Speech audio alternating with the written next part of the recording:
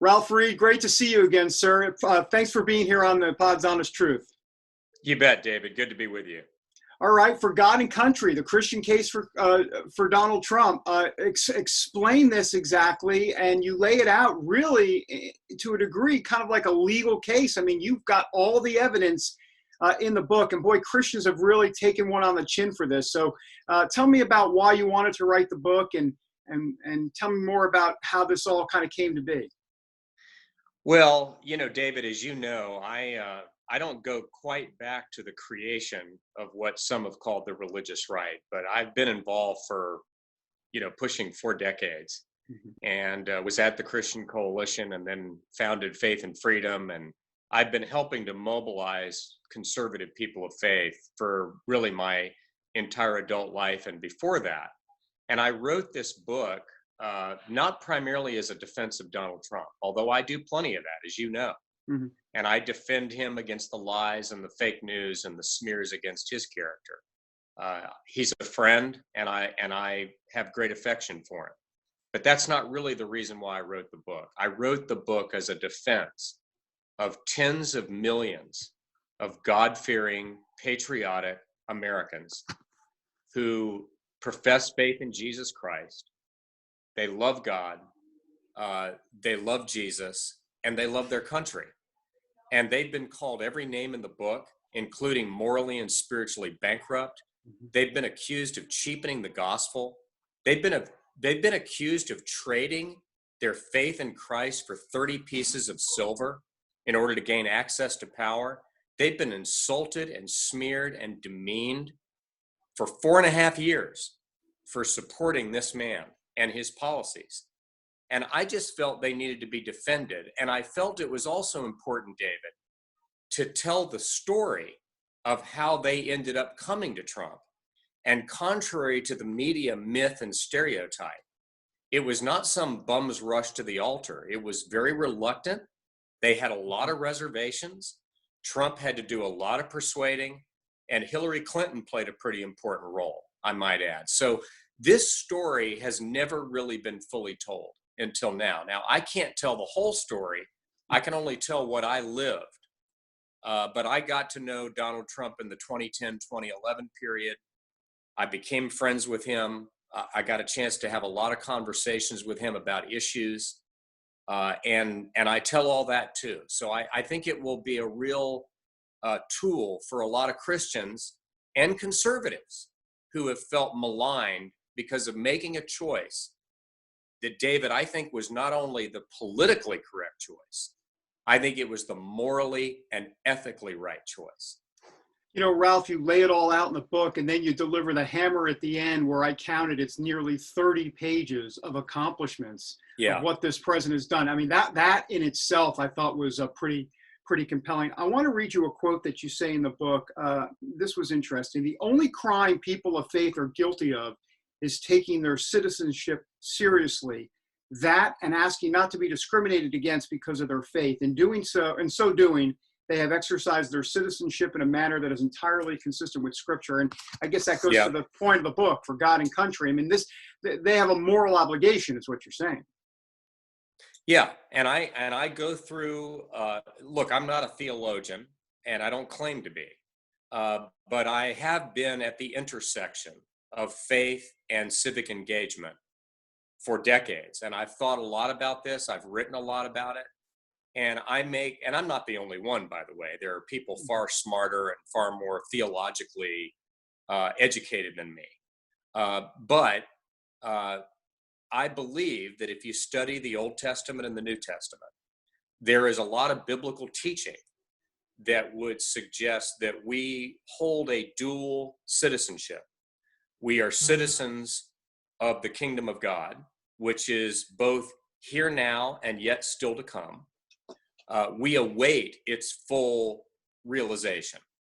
And that's our ultimate obligation. Mm-hmm. But as earthly citizens, we are also citizens of a country. And we have certain obligations and responsibilities attendant to that citizenship. And I go through historical examples of that.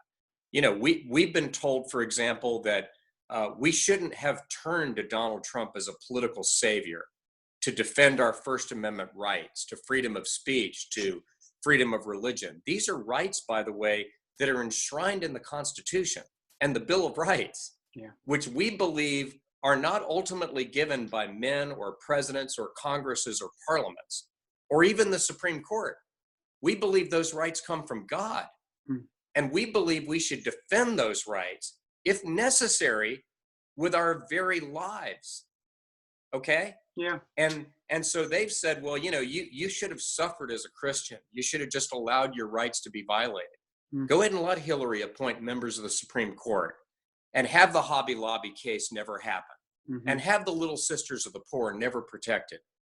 And I go through the example of the Apostle Paul and how he appealed to corrupt and morally bankrupt and venal Roman authorities to defend his right as a citizen of Rome not to be put on trial in a kangaroo court in Jerusalem. He appealed all the way to Rome, and he exercised the most precious right of a Roman citizen. He appealed to Caesar. And that Caesar, by the way, was a sexual deviant and a child molester and a bloodthirsty dictator, tyrant, and murderer. That's who the Caesar was at that time. He's one of the most notorious rulers that they ever had. But Paul didn't say, well, because he's not a Christian or because he's not a moral man, I shouldn't appeal to him. And my point is, I'm not saying Donald Trump is perfect, because none of us is perfect. I'm not saying he's without sin, because we've all fallen short of the glory of God. We've all made mistakes. We're all sinners saved by grace. What I am saying is, in a binary choice between him and a radical liberal agenda that threatened our rights as Americans, that we made the right choice for a man who promised to defend us, promised to be our champion, and he has kept those promises. Those promises were made and they've been kept. We've been vindicated. He's been vindicated. And that's why I think Christians will vote for him in even larger numbers, David, in 2020.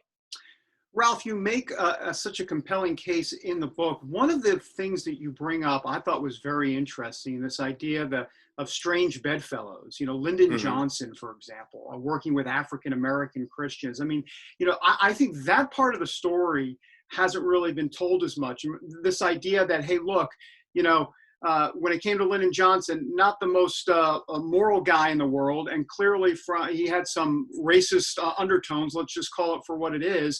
Right. And there he is, being this pioneer, if you will, or at least ushering in the civil rights movement to a degree. So tell me a little bit about that and that aspect to all of this. Well, the point is that in politics and in civic engagement, you make allies, and sometimes those allies are only for that moment, and you're not defending everything they've done in the past. And joining with them in an alliance to advance a moral good does not in any way associate you or make you responsible for other things that they may have done in the past that were contrary to your beliefs and your moral principles. And I'm in no way comparing the civil rights movement of the 50s or 60s to our movement. And I'm not comparing Donald Trump to Lyndon Johnson. I'm just giving an example of a movement that came out of the churches, that was fired by a moral fervor, and that ultimately found its foundation in natural law and the assertion of natural rights. And those natural rights were inherent to their very humanity. And in the case of Martin Luther King, that meant the right to vote. That meant the right to not be discriminated against in public accommodations.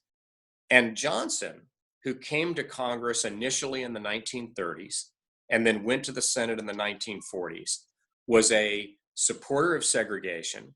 He was personally a racist. He, for decades, was mentored by Richard Russell, who was the head of the Southern Caucus in the Senate. He was not somebody who was an ally of the civil rights movement. But when he became president, he supported the Civil Rights Act. He gave a famous speech to Congress in which he said, "We shall overcome." He's supporting Voting Rights Act. And they worked with him to do that. Now, if Donald Trump in our time is willing to appoint judges who will respect the Constitution and the Bill of Rights, which means defending our First Amendment right to share our faith and to not be discriminated against by our own government. For example, in being forced to provide medical services to our employees that violate our faith and assault our conscience. If he's willing to do that, if he's willing to defend the sanctity of innocent human life, if he's willing to recognize Jerusalem as the eternal capital of Israel, and he's willing to relocate our embassy to Jerusalem, then why should we not work with him to advance those moral goods? And David, the thing I reject in the book, in the strongest of terms, is the choice in 2016 and the choice in 2020 is not a choice between the lesser of two evils. When Donald Trump stands up for life, when he defends Israel, when he defends the right of Christians and other believers to share their faith free from persecution and discrimination, those aren't lesser evils. Those are moral goods. He's advancing intrinsically moral goods. And the other side is advancing what I believe to be intrinsic evils in an abortion on demand paid for with tax dollars agenda. So again, I think on moral grounds, ethical grounds, we made the right choice. And all the people who said we couldn't trust him, he was a liar, he was a charlatan, those critics have been proven wrong. He kept his word. You know, Ralph, you mentioned abortion, and you talk a lot about the life issue, obviously, in the book.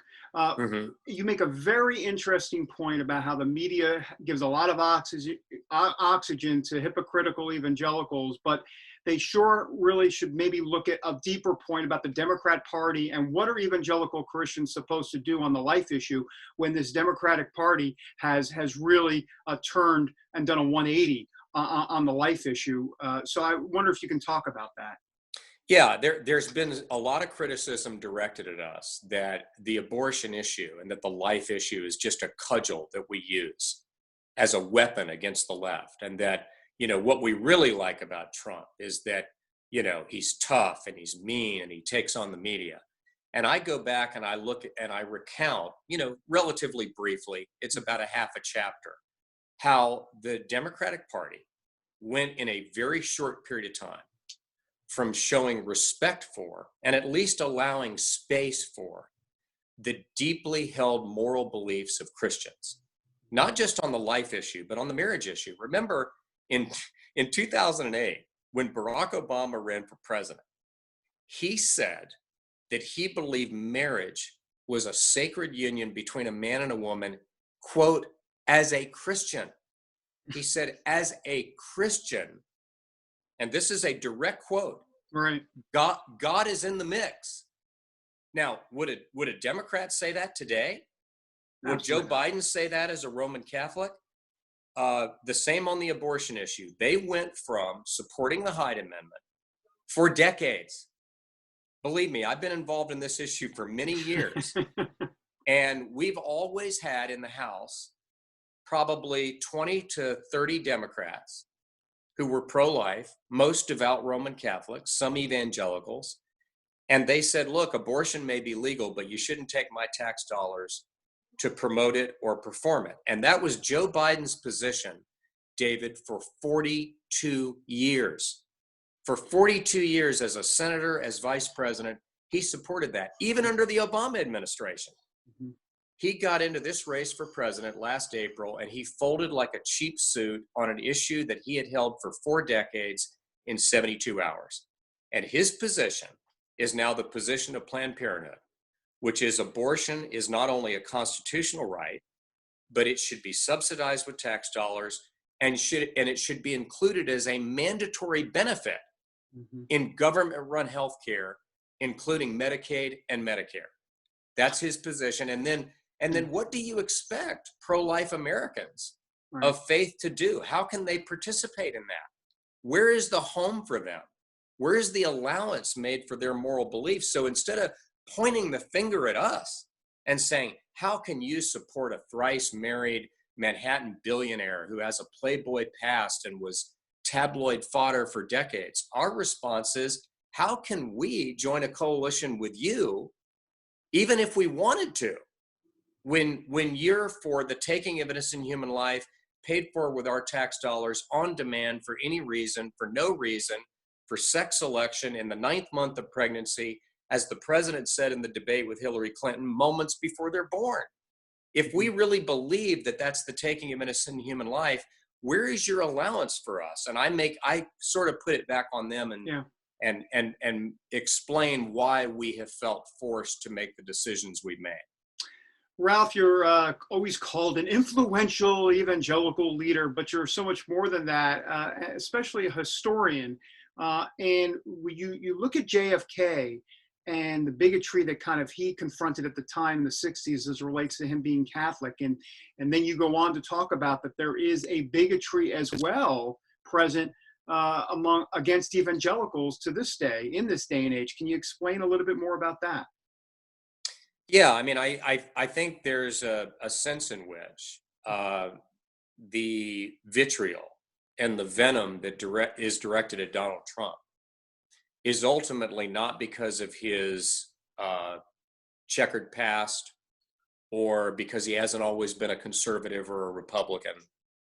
It isn't because of personal choices that he made earlier in his life. Mm-hmm. It's ultimately because he fights for us and stands for us and advances our principles. Mm-hmm.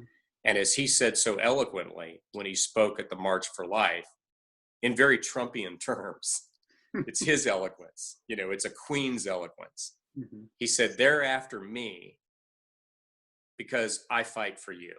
Mm-hmm. He said that when he was speaking to the March for Life. Mm-hmm. And I think what he's done is he's provided a platform, David, mm-hmm. not just access, but a platform for a constituency that there has been a systematic effort to marginalize, to sideline, and ultimately to silence. And, the John F. Kennedy quote that I use in the book is, "If I lost the right to be president of the United States on the day that I was baptized, then not only am I the loser, but you're the loser. Mm. And the whole world is a loser in the eyes of history and in the eyes of the human race." And he couldn't have been more right. There were people who said, well, he shouldn't be president because he's a Roman Catholic. He might be beholden to the Pope. And I think in a very different way, a not dissimilar kind of bigotry has curdled and formed against evangelicals, where you're not allowed to bring your views on marriage, life, religious freedom, Israel, and the family into the public square, because anything that is derivative of the Bible is ipso facto undemocratic. It shouldn't be part of the conversation. You're, quote, trying to impose your religion on somebody else. Now, let me make just one quick point on that. Yeah. Isn't it interesting that when evangelicals support things like criminal justice reform, which we did with President Trump, and comprehensive immigration reform, which we did not only under Bush, but under Trump. We've supported immigration reform. We believe in showing compassion for the sojourner and the stranger and the alien and the immigrant. By the way, we also support border security and the rule of law. Right. But when we support those things, you ever notice they never attack us for that? Right. They never say our faith shouldn't be part of the conversation. It's only when we advance some of the conservative things that we believe in that they object. Ralph, I want to ask you about this. You say this in the book about the media because you take quite an extensive, or you spend some time talking about the media's role in all of this. And this is what you say when it comes to Trump. The media and the left twist the Trump evangelical alliance into a weapon with which they hope to bludgeon people of faith into shame and silence. It's something you pretty much were starting to get into there. But tell me about the media's role in all of this and what their ultimate goal here is. That sounds like it right there. Yeah, I think the ultimate goal is not just to depress the turnout of people of faith in 2020 and defeat Donald Trump. I think the ultimate goal, and if you look at some of the statements of the media and some of our critics, they say they are disqualified from ever speaking out on moral issues again because they got in bed with Donald Trump. Mm-hmm. So it's very clear they're not just thinking about right now. They're saying that voice should be silenced, muffled, or ignored because they decided to join an alliance and a coalition with Donald Trump. And so I think that it's very clear what the agenda is. It's the same agenda they've always had, which is to take the roughly 35% of the electorate that self-identifies as conservatives of faith, predominantly either Roman Catholic or evangelical, although that's not all it is. But in the exit poll that we conducted in 2016, David, it was 35% of the electorate. They voted 86% for Donald Trump. They voted only 12% for Hillary Clinton. If the rapture took place tomorrow and those voters disappeared, you'd be able to fit the Republican Party in a phone booth. Well, we don't really have phone booths anymore. So you're dating yourself, Ralph. Yeah, I know. I'm dating myself. I remember when there used to be payphones. Let's put it this way. The big tent would become a pup tent. The Republican Party wouldn't be able to win an election almost anywhere in the country. Mm-hmm. The smart Republicans know that, and the smart Democrats know that. Mm. So the objective here is to stigmatize, delegitimize, and marginalize people of faith. I tell you what I believe, David. I believe that strategy is ultimately undemocratic and dangerous. And I'll tell you why. Because throughout American history, whether liberal or conservative, whether as Democrats and progressives, or whether as Republicans and conservatives, the brightest thread that runs through the tapestry, which is the American experience, the most indispensable voice in the conversation we call democracy, has been the voice of faith and moral fervor. And whether it was the temperance movement or the suffragist movement or the anti-slavery movement, the civil rights movement, or in our own time, the pro-life movement, it has always come out of the pews and into the precincts, and it has always called America to be true to the better angels of her nature and to become the shining city on the hill that she intended to be. And if you look, you may not like our politics, but if you try to push us out, you try to make us ignored, you're robbing the most vibrant single voice in the whole conversation. Because in the end, it's not about power or who wins or who loses. These are about deeply held principles of right and wrong, and they ought to be listened to. Ralph, you mentioned in the book so much, just a few last questions here, but you mentioned in the book about how there's a different side of Donald Trump that you know, that many others know. And I can concur with that. It seems like he's, typically we see the politician showing a softer side in public and kissing the baby. Trump's the exact opposite. What a shock that he's the law and order guy. He's got a brand to protect, but in private, a much different person. You have a lot of anecdotes and stories in this book to kind of suggest that. Yeah, I do. I talk about the very first time I talked to him. I was not a fan. I told him that. And he was not someone that I expected to like. And I liked him instantly. He was very relatable, very personable. I think, as I say in the book, he can flatter with the best. He can toggle back and forth between substantive issues and policy discussion and gossip and personalities. I think I say in the book, it's that cliche in politics. He's the kind of guy you'd want to have a beer with, even though he doesn't drink. He's a teetotaler. But I tell you what I learned, David, just to be serious for a minute. And I say this as somebody who never has been and is not now a Cinco fan. I'm a friend of the president's, but when I disagree with him, I let him know that, and I let the people around him know that. But I have come to have a great deal of affection for him because I have seen behind the scenes in his dealing with people. I saw it during the criminal justice debate. I saw people who had been locked away in prisons, the key thrown away, forgotten, with no advocate.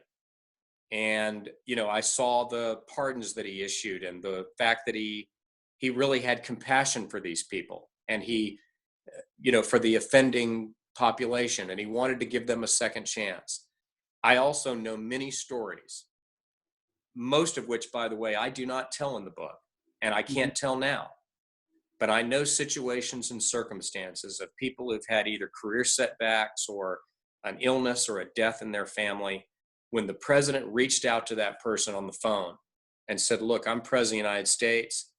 Anything you need, call me. Here's my number. I want to help you. I'm thinking of you. You're right. I wish that the American people could see that side of him the way I've been able to see it. But, that's one of the natures of the media filter, unfortunately. Ralph, two last questions. I can't let it pass with, there's this part in the book, you are on a cruise in France and Trump calls you, or basically this idea that you would have been, or were thinking about being the campaign manager for Donald Trump if he had run for president in 2012. It's a fascinating story. Can you tell me about that? You've got to say it. I'm not going to say it. You say it. Well, I was on a cruise with National Review on the Seine River, and we had gone up to Normandy, where my wife and I, visited the cemetery there and went to the bluffs and looked over where our soldiers landed on June 4th, 1944. And it was obviously a deeply moving experience. And as we worked our way down the Seine River back into Paris, we were in the outskirts of Paris, and my cell phone went off, and it was Donald Trump. And he said, Ralph, the final episode of Celebrity Apprentice is going to air Sunday night. And Monday morning, I'm going to walk into a hotel ballroom in front of 2,000 reporters, and I'm announcing I'm running for president. And he goes, and I want you to run the campaign. And I was, first of all, shocked, and second of all, flattered that he would, think that I was capable of doing that for him. But I had made a commitment to the board of directors of Faith and Freedom 2 years earlier when I started Faith and Freedom, because, I had left the Christian Coalition in 1997, and some of them were involved in that. And they said, look, if we're going to join the board of this thing and help raise money and help start this, you got to agree this time you're not going anywhere. So I explained to him that, I had made this commitment and I didn't see how I could break it. And he didn't seem to be particularly dissuaded by that. Well, we can figure it all out. So anyway, long story short, I flew back from Paris, coincidentally on Sunday night. And Monday morning at 9 a.m., I walked into his office and I took one look at him and I knew he wasn't running. And he said, I owe you an apology. And I said, how's that? I said, you're not running, are you? And he goes, no, I'm not. And long story short, NBC had re-upped him for another season, offered him some untold sum of money. He didn't get specific about what it was, but he said it was a lot.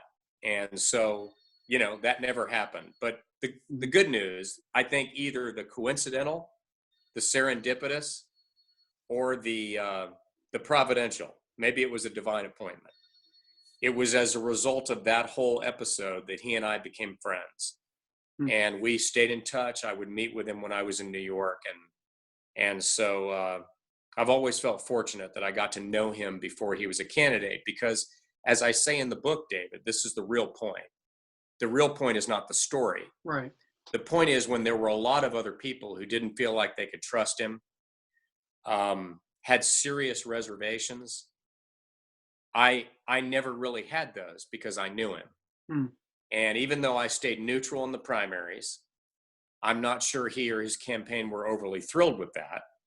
But even though I did do that, I never hesitated to tell anyone in public or in private that I had no reservations at all about his pro-life and pro-family and pro-religious freedom stances. And I even go into the book about conversations I had with him in those issues. I think his conversion was one of the heart, not just the head. I can't judge a man's heart. And it doesn't really ultimately matter to me as long as he keeps his word, whatever the reason is. But I became convinced that his movement in our direction was a change of heart. Ralph, the last question, it's a bit of a Dr. Phil question, but how cathartic was it for you to write this book? Because you have taken hits, evangelical leaders have taken hits from the evangelical never Trumpers.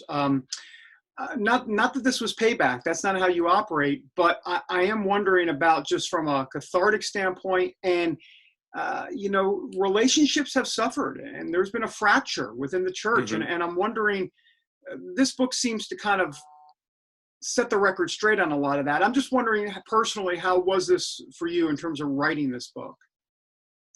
Well, there probably were a few times when I got a little worked up, and as my dissertation director when I was in my PhD program at Emory University, great guy by the name of Dan Carter, by the way, not a conservative, but okay.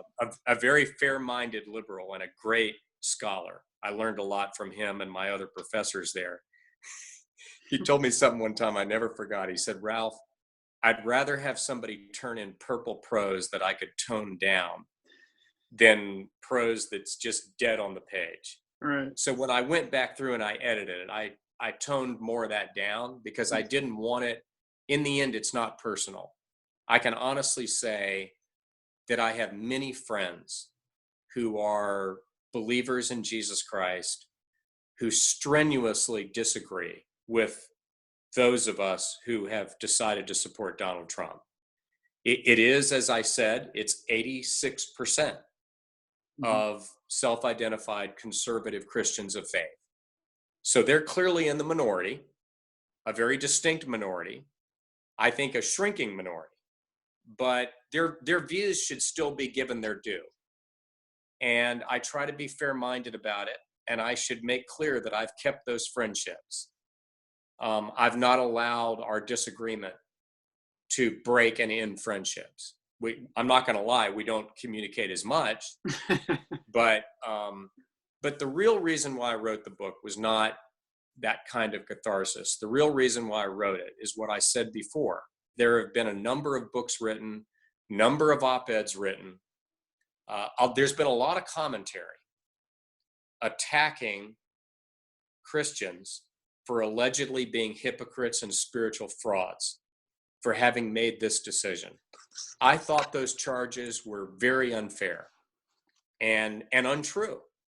And I felt it was important, as somebody who was there, to tell the story of what really happened and how, in fact, most of them at the beginning not only voted for somebody else in the primary, 2/3 of them supported someone else. Yeah.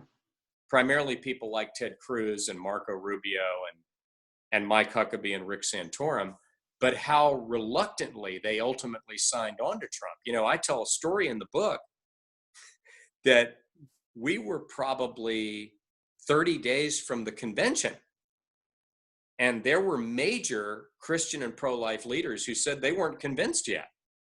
So the charge that we sort of sold our souls is just belied by the true story of what happened. We were faced with a very difficult decision, and we prayed about it, and we wrestled with it, and we ultimately made a decision based on deeply held moral beliefs that derive from our faith, that one candidate was making commitments to advance the moral good, and the other candidate was advancing an agenda and committed to an agenda that we believed would advance intrinsically moral evil policies. And it was based on that. And they said at the time, particularly on the court appointments, he was the first candidate to ever release a list and say, if you elect me president, I'll choose one of these jurists. He didn't say, I'll choose somebody like them. He said, I'll choose one of them. And they said, you can't trust him. He can't be believed. He's a liar. Well, they were proven wrong. We were proven right. He chose from that list. He kept his word. And when those judges that he nominated came under vicious personal attack, and I devote an entire chapter to the Kavanaugh nomination, as you know, he stood like a pillar with them. So I think we made the right decision. Ralph Reed, what a great read. What a great book. Tell people where they can get it. It's on Amazon and wherever books are sold. And I urge people to get a copy. I think you'll not only have a tool that will help you in 2020, but I think it's a fun read. Forgotten Country, the Christian Case for Donald Trump. Ralph Reed, thanks so much. Appreciate it. You too, David. Thank you very much.